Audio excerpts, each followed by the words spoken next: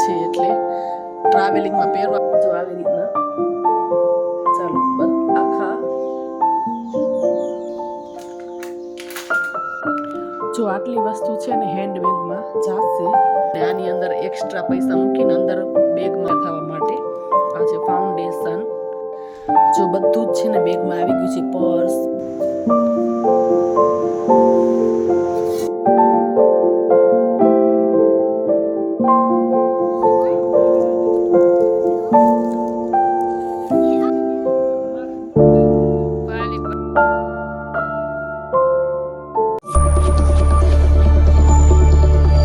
Hello નમસ્તે સ્વાગત કરું છું તમારો એક નવા વિડીયોમાં આજનો નવો વિડીયો છે એ સ્ટાર્ટ કરીએ જો હમણાં જ આવી છું વાગી ગયા છે 9:30 8 વાગે ગઈ હતી મારે વેક્સ ને બધું કરાવવાનું હતું ને સવારે છે ને તડકો બહુ ઓછું હોય એટલે મેં ચાલો સવારના છે ને થઈ જાય તો વાંધો ના આવે અને છે ને કાલ સાંજે છે ને હમણાં લઈ આવી હતી મેં ચાલો ફટાફટ દેખાડી દઉં એટલે હમણાં જો આવી છું 9 વાગે વેક્સ કરાવીને હાથને પગમાં કરાવવાનું હતું એટલા માટે તો જો આમાં છે ને કયા છે આમાં હસબન્ડના છે એટલે છે ને દેખાડી દીધા એમને ઉપર જ થોડા બ્લેક કલરના છે એટલે વધારે કાંઈ દેખાડતું નથી અને આ છે ને એ મેં લીધી છે પહેરવા માટે તો જો આવી પેટર્ન છે પછી નજીકથી તમને એકદમ દેખાડું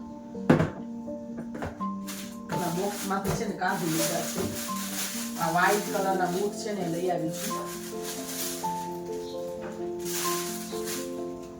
તો છે આ બધું છે ને પેકિંગ કરવાનું છે એટલે આ પહેરી જઈશ અને આ છે ને એ સાથે લઈ જઈશ એટલે બધું પેકિંગ કરવાનું છે તમને આગળ કહીશ કે ક્યાં જવાના છે આ બેગ છે ને એ પણ કાઢીને મૂકી છે કેમ કે આ સાથે લઈ જવાની છું કેમ કે બહુ બધી સ્પેસ છે ને તો વસ્તુ વધારે જેની અંદર છે ને આવી જાય એટલે કાંઈ પણ આપણે પછી લઈએ પાણીની બોટલ બહુ બધી વસ્તુ એની અંદર પડી હોય એટલે આ મોટી બેગ છે ને એ કાઢી છે ચેન ખરાબ થઈ ગઈ હતી એટલે કાલે નખાઈ આવી છું સાંજે ગઈ હતી ને તમે ચાલો આ વખતે છે ને આ બેગ લઈ જાઉં તો જો બહુ બધી સ્પેસ છે અંદર એટલે બધી વસ્તુ છે ને એ પણ આની અંદર પેક કરવાની છે તો હું શેર કરીશ તમારી સાથે કે હું શું હેન્ડ બેગમાં મૂકું છું ગયા વખતે હું ફરવા ગઈ ને ત્યારે મને બહુ બધી કોમેન્ટ આવી હતી કે બીજી વખત દેખાડજો કે તમે હેન્ડ બેગમાં શું લઈ જાઓ છો ટ્રાવેલિંગમાં તો છે ને આ બેગ છે ને એની બધી વસ્તુ મૂકવાની છે તો ચાલો હવે છે ને ઘરનું થોડું ઘણું કામ છે ને ફટાફટ કરી લઈ આજે છે ને થોડી ઘણી નાસ્તા માટે પૂરી ને એવું પણ બનાવવાનું છે કેમ કે સાથે લઈ જવાનું છે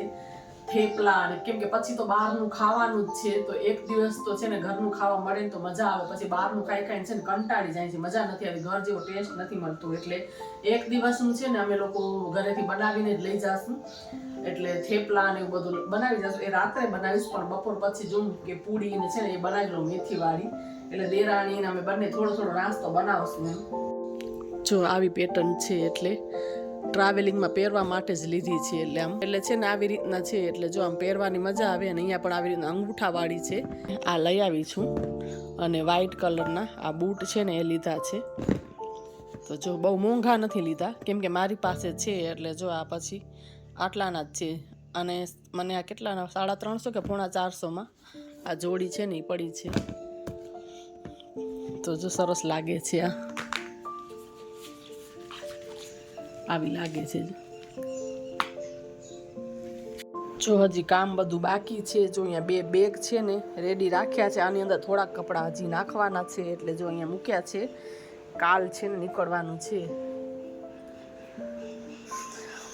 થોડી ઘણી બધી વસ્તુ છે ને જો અહીંયા મૂકી છે આ બધું સાથે લઈ જવાનું છે અને થોડું ઘણું કાઢવાનું છે જો આવી રીતના બધું મૂક્યું છે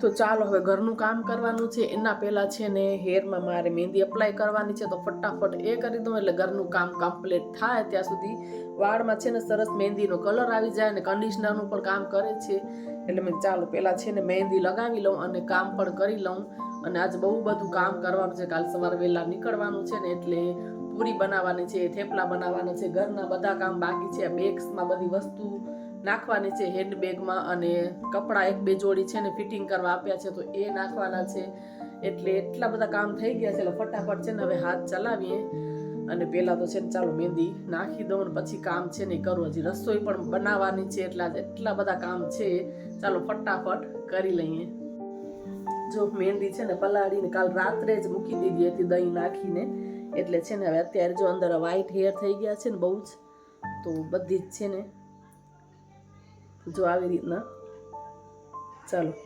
આખા માથામાં છે ને લગાવી લઈએ.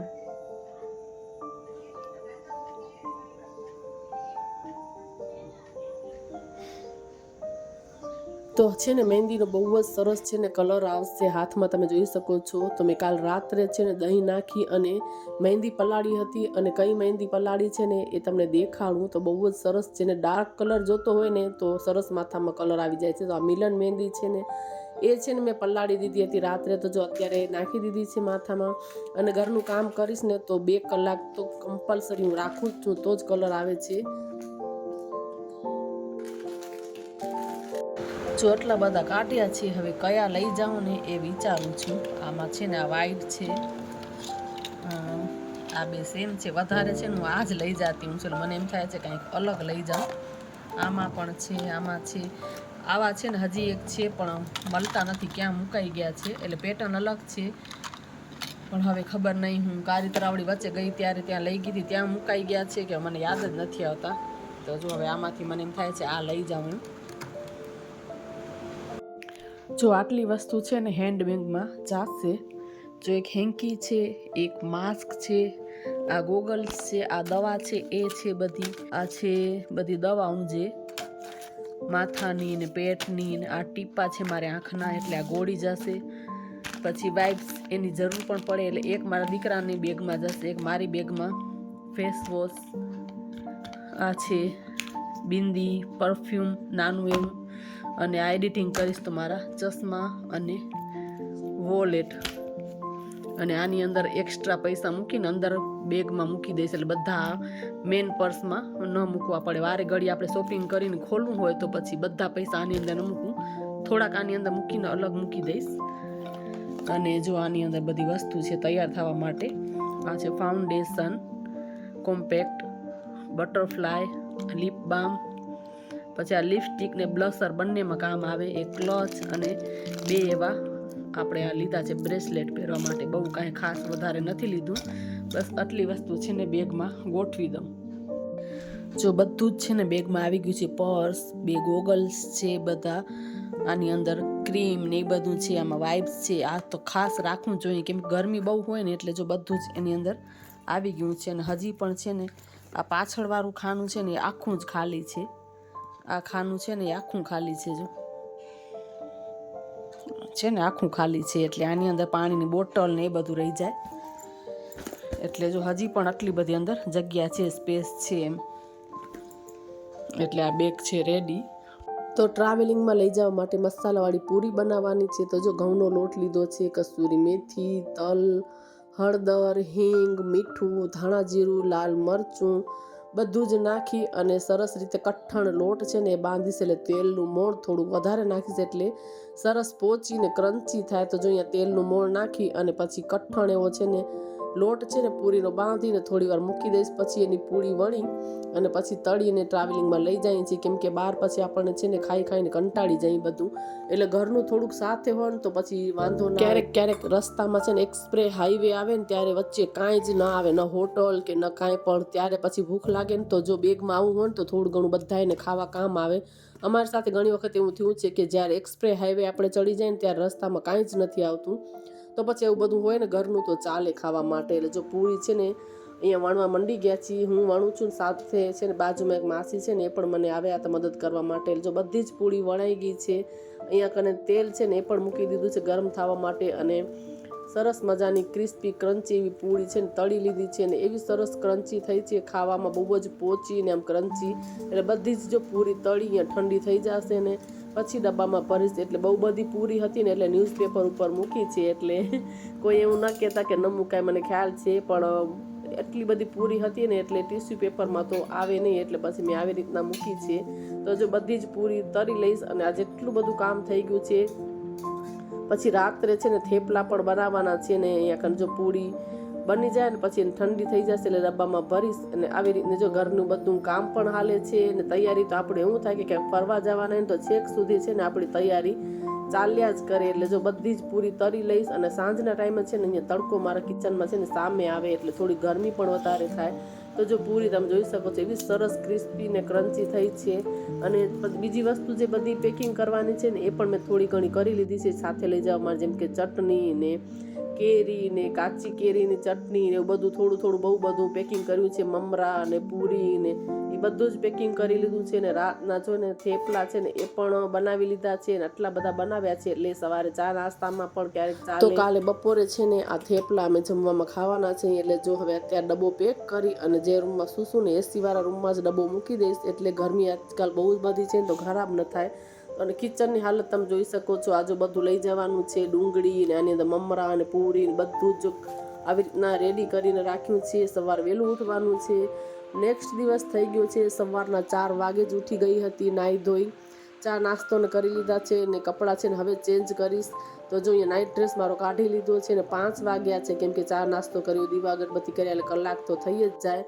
અને રેડી થઈને અમે લોકો નીકળી ગયા છીએ. સૌથી પહેલા આવ્યા છીએ મંદિરે દર્શન કરવા માટે મહાદેવના. તો દર્શન કરી અને પછી નીકળશું. આમ તો મેં ગાયને ચારો પણ ખવડાવીને જાય, પણ આટલો બધો છે ને ગાયને ચારો ખવડાવવા માટે વહેલા કોઈ આવ્યા ન હોય. ગાયો ઘણી બધી બેઠી છે પણ અંધારું છે ને એટલે દેખાતું નથી. તો અમે 5:30 પોણા 6 નીકળી ગયા છીએ.